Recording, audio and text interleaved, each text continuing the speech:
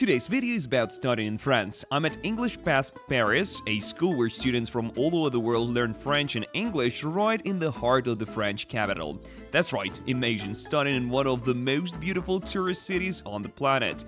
I'll spend the entire weekend in this special environment. We'll explore the school's modern campus, walk through classrooms, take a look at the common areas and students' living conditions. We'll meet the students in the team who are always here to help and support you while you're away from home. And yes, I will show you Paris outside the school walls, elegant, inspiring and layered. As a bonus, we'll take a guided evening stroll through Montmartre to show you places where Amélie and John Wick were filmed, where the Tour de France goes through, and where world-famous artists have lived. Let's do it, guys! Our episode begins. It will be beautiful, atmospheric, and very Parisian. This was a Red Cross hospital. The area is very residential. It's not touristy. Here's the play area, a room where you can play ping pong. There is even the cycling machine in the yard. You can turn up the power. A jazz festival, various stand-up and comedy shows, and a short promo. Our Smapse Camps team conducts summer camps in 10 countries, and yes, a Smapse Camp will be coming to Paris very soon. If you want to join us, contact us on any social media or go to smapse.com.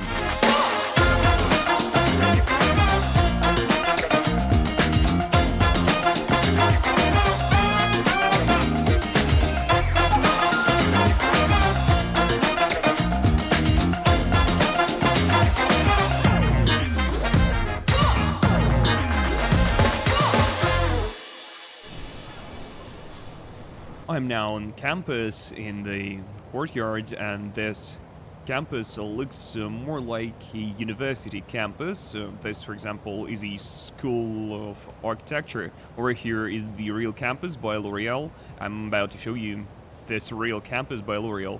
Here it is by L'Oreal. That's where they study. Everyone knows L'Oreal, right? Our students groups who come here to study in programs have the opportunity to talk to and get to know students who study here in campus. That is to communicate with different students outside their group to meet locals and get a feel of a university campus.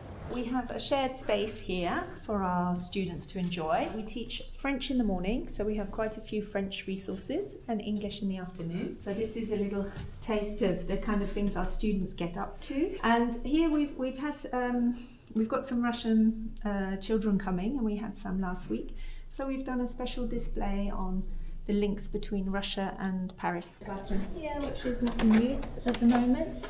So we have quite spacious rooms. Nice, actually, yeah. With digital boards, a whiteboard because it's always handy. Some of the teachers took the students down into the garden and they did a more sort of lively activity because when it is the summer and it's warm in the afternoon, it's nice to get the students moving. So they were doing sort of... So they learn not only in class but also outside of the class? Yeah, if it's part of the lesson, if there's an academic reason for it, or maybe even... so these were quite a low-level group. So the teacher was doing total physical response. So I think it was a game of something about parts of the body or movements or colours. So, you know, it was good to get them all moving around physically. The courtyard is used by all students, but no one can just come in from the outside. That is, this whole space is quite safe. They didn't even let me in at first until Yulia came down. There's a class ongoing right now, so I can't film everything, so you can see the kids studying in the building there. And there downstairs is the cafeteria. Yulia and I go further down the corridor. The school goes on to this building too, and that's where we came from, and that's where it goes. All of this is the school, some of this for classes, some for staff, but we're not going to get in their way. So, because it was a hospital, we have these phones which go straight through to the emergency services.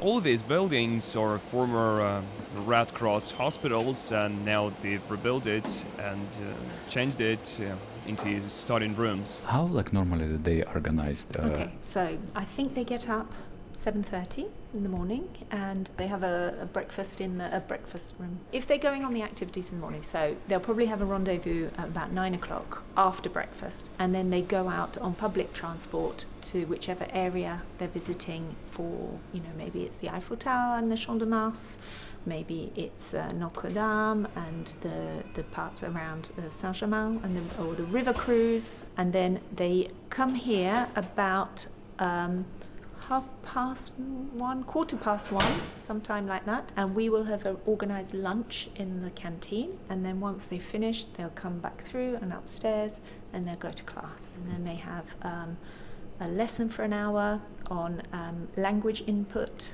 then they have another hour which will be themed on Paris, and then they work on a project throughout the week which ends in a presentation on Friday.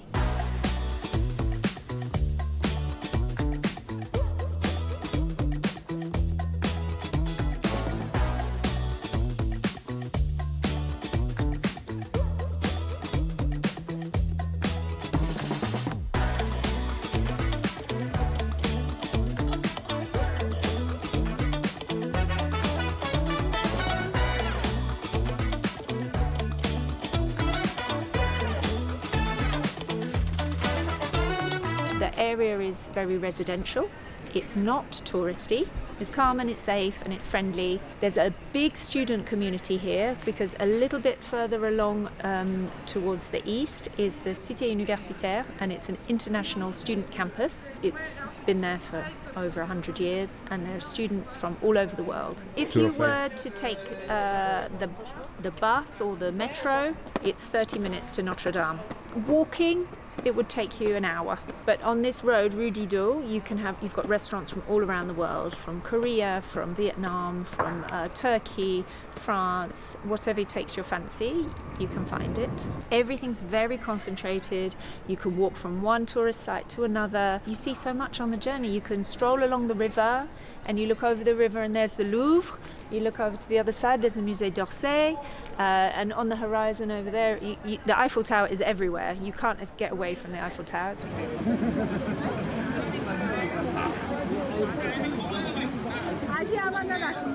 The Eiffel Tower, standing 300 meters tall when it was opened at the end of the 19th century in 1889.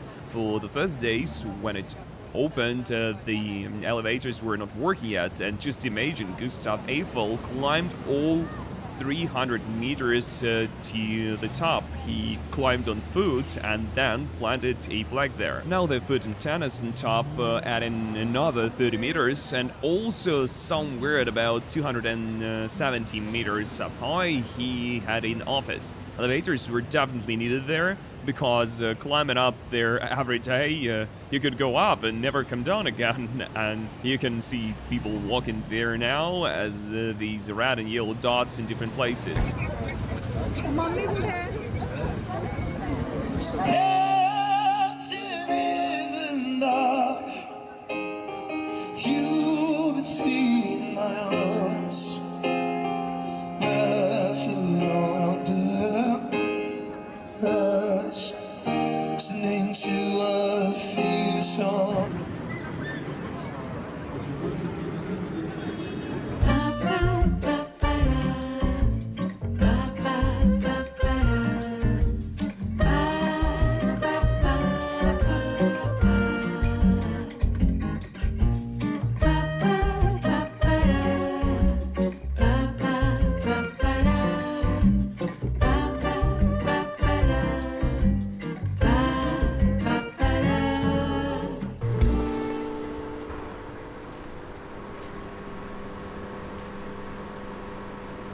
This is our dorm in Paris, a quiet, peaceful street. Even as I'm walking down the road, some truck is trying to get by, but overall it's very quiet. 2 o'clock in the afternoon, very quiet.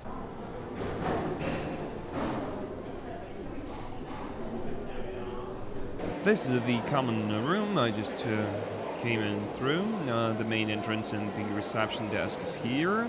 which I'll show you. This easy bar and very cool stand. It shows the events that are taking place here. For example, a jazz festival, various stand-up and comedy shows. When our student groups come, they will be able to attend some of the events, depending on the time. Here's the entire list of what will be happening when. An open mic, I don't know, maybe someone will be singing, maybe someone will be performing their own show. Students live in this very building upstairs, and here's the cafeteria. They're not serving right now, but it's a big dining room. They have anything you might want, as you can see on the display: salads, omelets, porridge, fruit, drinks, bread. Now, though, it's not the time to serve yet, but they have everything here. They take all the stuff that you need from here. All the sausage from here. And then they stay wherever they want. If it's warm, they can stay outside. Yeah. Okay. More. Yeah. And right from the cafeteria, you can go out into the courtyard, and there is the terrace. This is like a club area where you can hang out together in the evening. I don't know what this game is called, but you throw these metal balls and you only need to sweep the leaves off, I guess. There's also this workout area in the courtyard. There's even the cycling machine in the yard. You can turn up the power.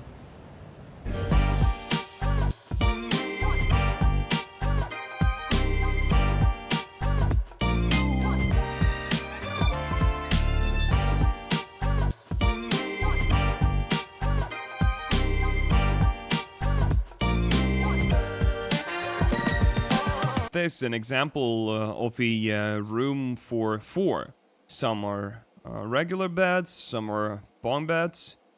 These walls, by the way, they're made of this interesting material. It's like a soundproofing material or something. This is an example of a room where students live. Here is another room. It's also very similar to the previous one. They one bunk bed, 2 single beds also. The windows are, as you can see, span the entire length of the room. Here's a closet. Let's see. A regular closet, you can also put some stuff on top. There is enough space to put your suitcases and stuff. It's not a small room. And here's the bathroom with a separate toilet. These are 2 showers and 2 sinks per room. Why room for 4? In our experience, kids want to stay in groups every time. They have more fun this way. They don't want to be alone. If we put someone separately, they're like, damn, everyone's hanging out, having fun and socializing. So our experience led us to choose rooms like this from all the other options. They're clean and tidy, as you can see. What you also have besides the rooms: children don't have to always stay in their room. They most likely won't.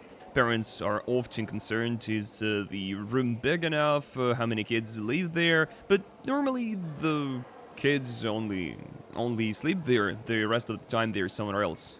And here's an example. This is the play area, a room where you can play ping pong. As I've already mentioned, there is the terrace, which is where everyone hangs out when it's good weather. During our camps, the schedule is so busy and the days are so full that they simply don't even have time to come to their rooms. They're constantly visiting places, doing something, attending some events. I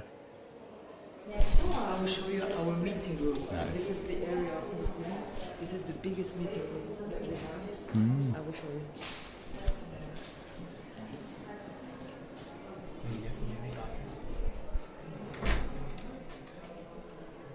It's so big.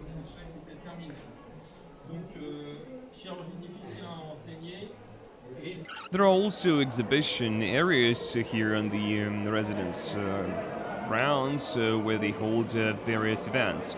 Now they're having something like a TED conference. There can be various topics for the events.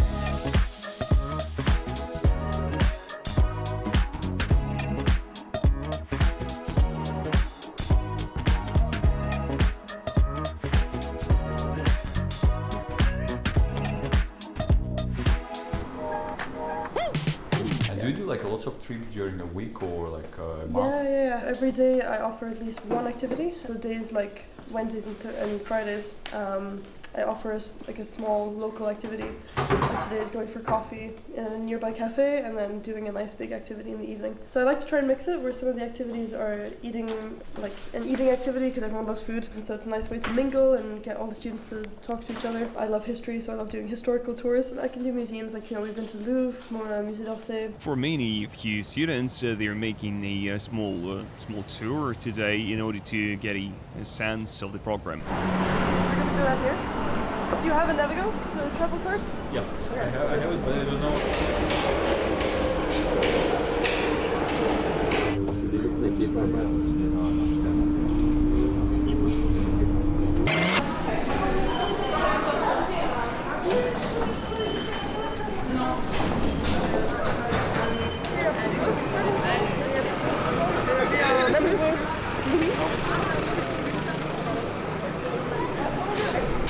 We're now walking around Montmartre. There are a lot of cool restaurants and cafes here. Amy has given a French lesson for Carmen. They're learning either English or French, and Amy's also giving a tour, telling all sorts of different histories about this area. Because Carmen loves Edith Piaf. Yeah. The singer. And so this used to be a hotel. Edith Piaf used to live here when she was 17 years old with one of her boyfriends at the time.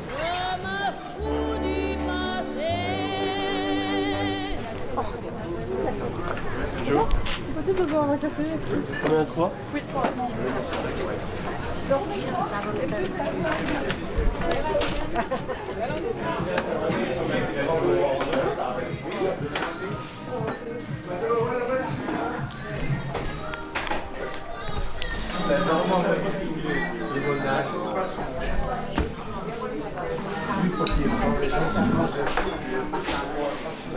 Emmy's given us the maximum immersion into French life.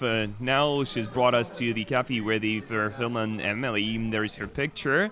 By the way, there is a sign saying the table is reserved because everyone wants to sit next to Emily.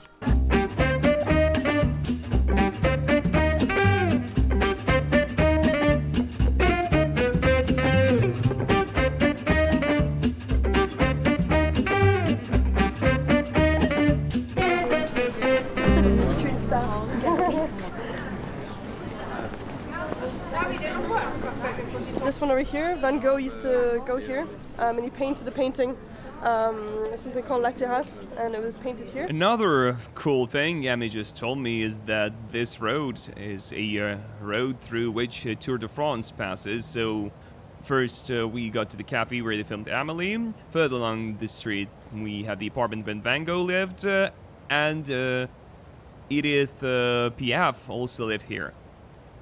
And Tour de France also passes right through here. И вот эта дорога. Круто. Wow, nice. Here's another mill we're passing by, and this is not Moulin Rouge, it's not some spoof. In the 19th century, this area here was the countryside, so it was like a village, and there were a lot of mills here, and the famous Moulin Rouge was also where there used to be a village. Later, this was a poor district where all sorts of artists came. The artists came here because it was cheaper here, and Moulin Rouge was the place where they went to hang out, do their art, and have fun.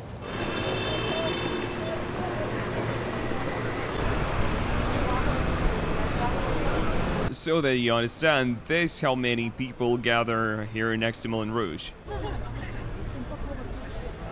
It's like a concert here or a disco.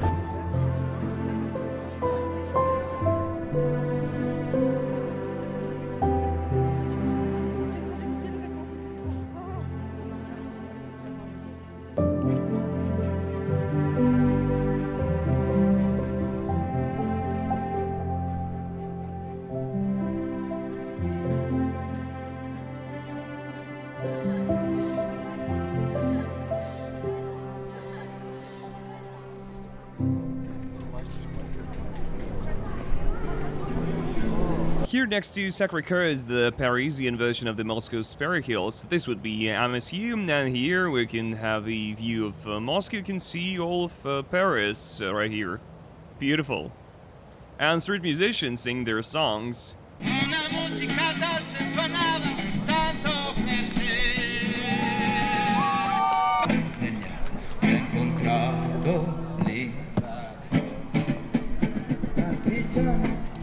John Wick, starring Keanu Reeves, was filmed on this staircase, the famous Parisian staircase leading to Sacre-Coeur. They had a fight scene where they were constantly falling from this very staircase, and here it is. Here is that staircase going down, or up. It has 237 steps, I believe. There's a funicular, by the way. That is, if you don't want to go up or down the stairs, you can use this funicular.